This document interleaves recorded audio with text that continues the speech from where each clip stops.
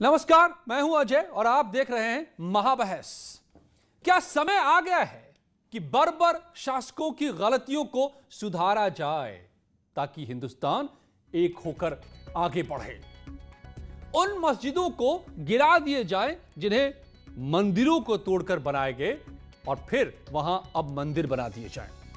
मथुरा जन्मस्थान मंदिर में मस्जिद तोड़कर फिर से मंदिर बनाने की मांग जोर पकड़ रही है। पहले अखिल भारतीय अखाड़ा परिषद ने मांग की बैठक करके कि मुसलमान समुदाय खुद उस मस्जिद को सौंप दे हिंदुओं को, जो मंदिर परिसर के भीतर है मस्जिद को, ताकि उसे हटाया जा सके और मंदिर परिसर को मुकम्मल किया जा सके।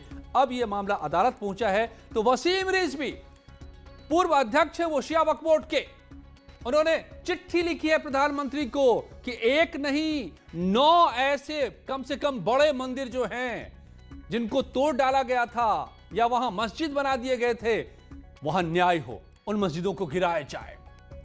तो क्या सुधारी जाएंगी तारीखों की गलतियां? आज पूछूंगा मैं सवाल। और आखिर ये मुद्दे फिर से इतने जोरों से कैसे उठ रहे हैं?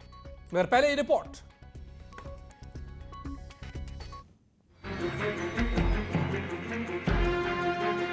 काशी मथुरा की लड़ाई अब एक्ट पर आई।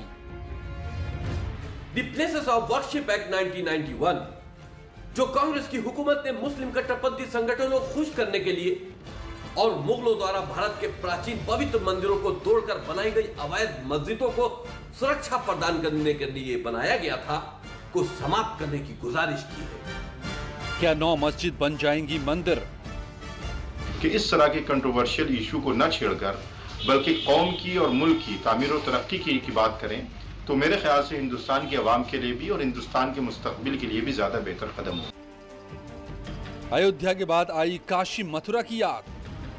जो भगवान श्री कृष्ण की जन्मभूमि है, जन्मभूमि का ही महात्म है और जन्मभूमि को इनक्रोच करके वो ईदगाह मस्जिद वहाँ बनाई गई है, उसको हटाया जाए और जो मूल जन्म स्थान है भगवान श्री कृष्ण का, वो भगवान श्री कृष्ण विराजमान को दिया जाए। मस्जिदों पर चिट्ठी की चोट तहलका मचाएगी। रंजना अग्निहोत्री और उनके साथियों ने कृष्ण जन्मभूमि मथुरा के लिए वाद दायर किया है और ये उनका अपना संवैधानिक अधिकार है जिसका उन्होंने उपयोग किया है।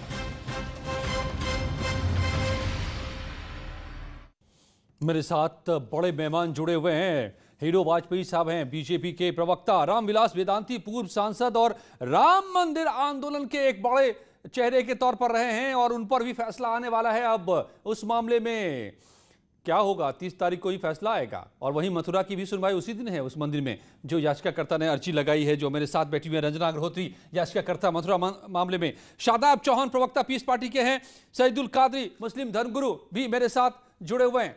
स्वागत है आप सभी का। सबसे पहले सईदुल कादरी, जो ये मांग की जा रही है, पहले अखाड़ा परिषद ने, अब मेरे साथ यहां जुड़ी हुई हैं खुद रंजना अग्निहोत्री जिन्होंने मुकदमा डाला है, और अब आपके वसीम रिजवी खुद कह रहे हैं कि एक नहीं ऐसे 9 बड़े मंदिरों को तोड़कर जो ढहा दिया गया, मस्जिद बना दिए गए, दे दो, हटाओ फसाद को, झगड़ो खत्म करो, ये बांटने की सियासत बंद करो। तो क्या गलत है? का जहां तक ताल्लुक है, वो बाबरी मस्जिद के मुकदमे में भी बेगानी शादी में अब्दुल्ला दीवाना जैसा कूदे थे और कोर्ट ने उनकी सारी बातों को खारिज किया। उनका कोई हक नहीं था, वो फिर भी टांग अड़ाने की कोशिश किए थे। और जहां पर अब वो उनको शिया वक्फ बोर्ड की चेयरमैनशिप उनकी खत्म हो गई है, वो सियासी गुलामी का अपना राग अपनाते हुए फिर से अब मथुरा में नहीं बल्कि और 9 मसाजिद को शहीद करने की वकालत कर रहे हैं। ये नाम निहाद, ये सियासी, ये चापलूसी करने वाले लोगों की बातों पर अगर जाएंगे तो आपको ऐसा क्यों लगता है कि ये चापलूसी है? भाई बात तो गलत नहीं कह रहे हैं, बात तो वो कह रहे हैं कि मंदिरों को तोड़कर इन मस्जिदों को बनाया गया है, फिर से इनको तोड़ के हिंदुस्तान को एक नहीं किया जा सकता। और बाबरी मस्जिद मुकदमे में सुन्नी वक्फ बोर्ड के वकला ने जज साहिबान से कहा था कि अगर ये बाबरी मस्जिद अगर इस तरह से दी जाएगी तो इनका पेंडर आपका समय अभी समाप्त हुआ। मैं आपको लोगों को सभी को बता दूं कि पहले दौर में सबको 1-1 मिनट का वक्त होगा ताकि सभी लोग पहले अपनी बात रख रहे हैं। रामविलास वेदांती जी, आप लोगों ने जो किया अयोध्या में, अब वहां मंदिर का निर्माण हो रहा है, अब मथुरा की मांग उठ रही है,